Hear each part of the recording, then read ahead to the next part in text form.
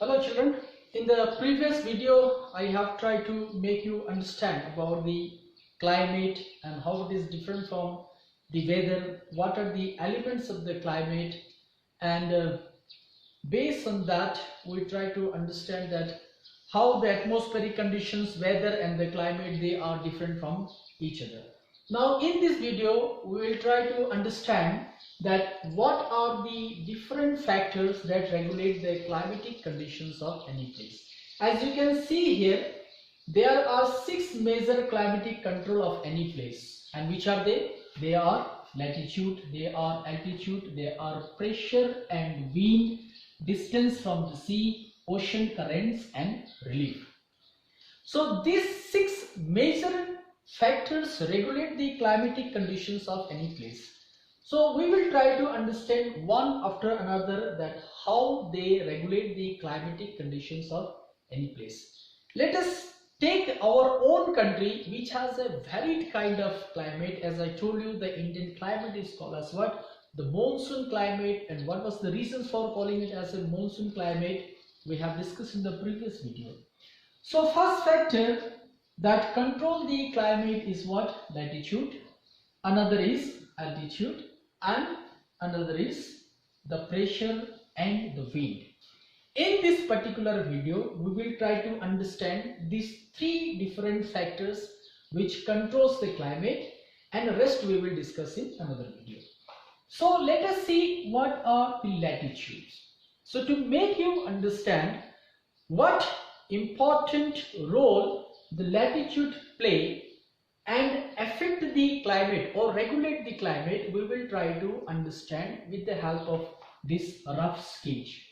Let us take this as a what? This is as a earth, okay? And take this as what? Equator. And if you see here, what you find as a Tropic of Cancer. And here it is what? Tropic of Capricorn. This is just a rough sketch to make you understand. I'm not so good in drawing.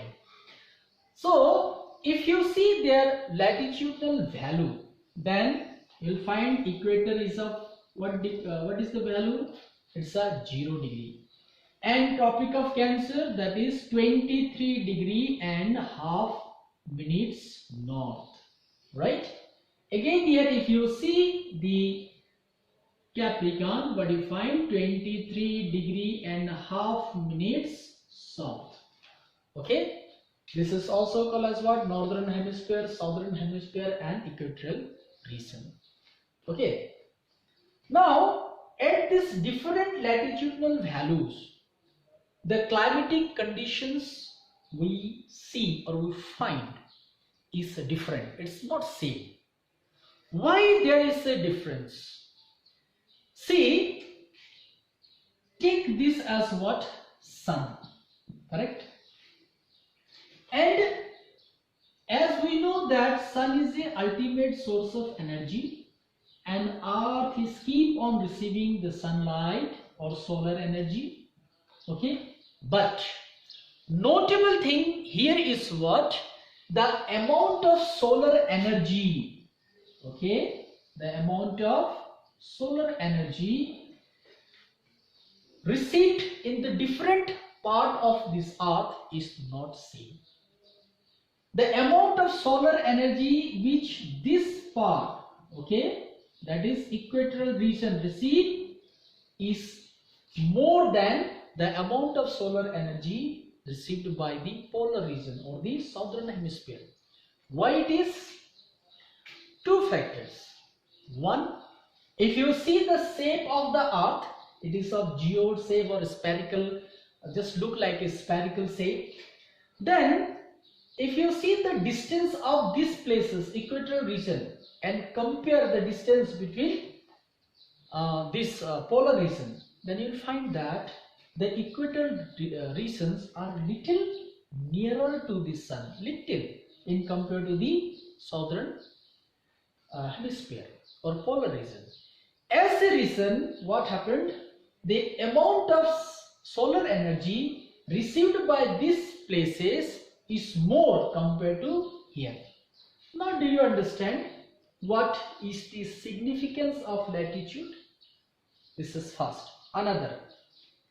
If you see the angle of reflection of heat here, okay, equatorial region, and compare the angle of reflection of heat in this region, it forms a smaller degree, it forms a wider, okay, the angles forms wider here less. It means where there is, it means why these angles are formed bigger, because sun rays get slanty here. Here sun rays are direct. Due to these reasons, latitude play very important role to affect the climatic conditions over the earth on the different regions. This is first. I hope you understand.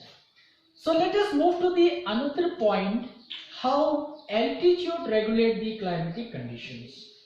Now what is altitude?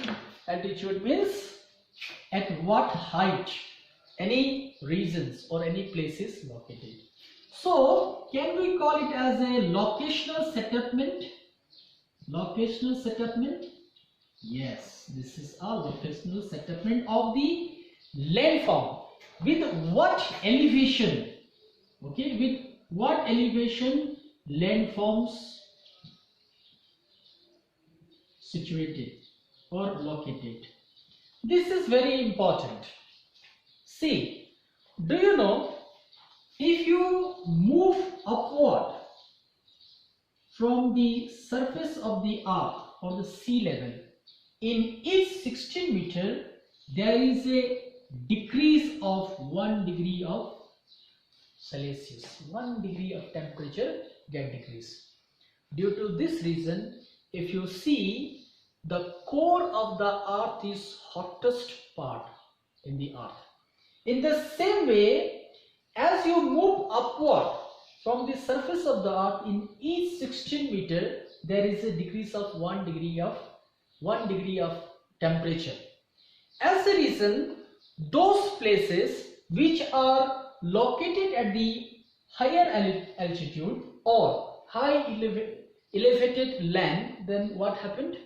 The climatic conditions of these regions are very different. Let us have a little more understanding about this content with a one rough sketch.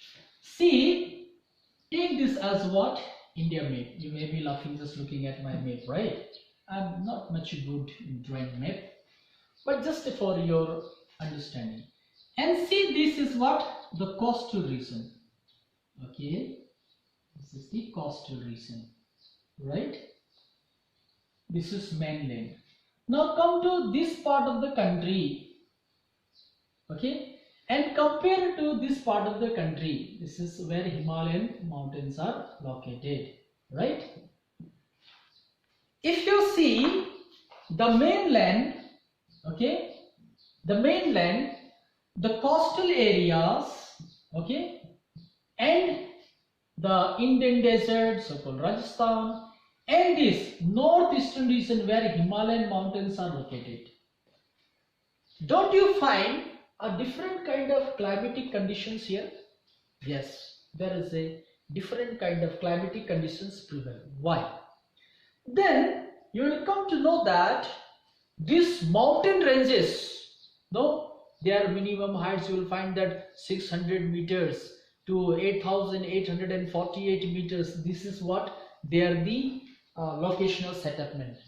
So those places which are located at the very high altitude, we have a different kind of climatic conditions in compared to another part of the country. Apart from that, other factors are there like altitude. No, we are discussing, this is one of the factor only. One is latitude, one just altitude we are discussing, rest we will discuss. So in this way, if you see this part, Rajasthan, which is a desert land and having a very different kind of climatic conditions. You see the coastal regions having a very different kind of climatic conditions. You see the northeastern state. To have all these different kind of climatic conditions, one of the most important factor among the six is what? Altitude. So at what height that place is located, that too play important role to affect the climatic conditions of that particular place. I hope I make my point. I will just able to understand you, make you. Take the another content, that is the pressure and wind. Let me tell you what makes wind move. So there are two geographical facts that help to move the wind from one place to another place. That is what the pressure belt and the calories force. So let us see what is that pressure belt and how it's helped to make the wind move from one region to another region, and what is calories force. Do you know during winter, correct? If you see the Indian climatic conditions during winter, what you can find? You can find the high pressure belt. Okay, what is it? High pressure belt. This formed over the Himalayan mountains. It means on the landforms, right? We can say as a landforms also. Himalayan mountains, right? And what happened? During winter, the wind started to move from land to sea, correct? Land to sea. As I already told you, the what makes wind move? The high pressure belt and calories force. So in winter, high pressure belts are formed in the northern Himalayan. As a reason, what happened?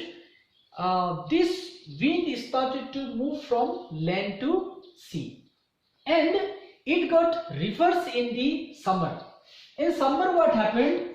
In summer, now wind started to move from sea to land. Sea to land. Why it is so? Because what we see in summer, we find that high pressure belt is formed. High pressure belt is formed over water bodies, that is an oceans, right? As a reason, what happened? The wind, it changes nature and started to flow from sea to land. So don't you think this reversal pattern of the wind and its movement has a certain impact on the climate of any particular region? Yes, it is. This is one. Another, let us take the factor that is that helps to move the wind from one place to another place is what?